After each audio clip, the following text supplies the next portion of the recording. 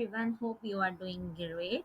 So today I am here with another trick, so let's get started. Here is Excel. Let's suppose if someone tells you that select 10,000 rows from F column. So how to select, you guys, if you guys select it by manually, so it will consume your more time. So I have a very easy trick, so now let's do it. Click on this and then write F, because I want to select 1000 rows from the column F.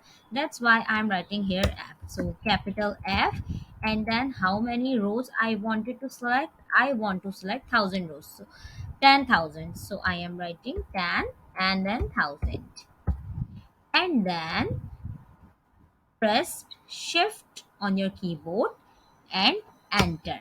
So you guys see that all the rows from column F have been selected successfully instead of doing this by manually.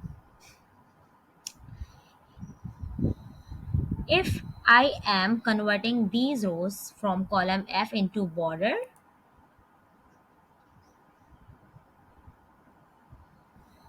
all borders.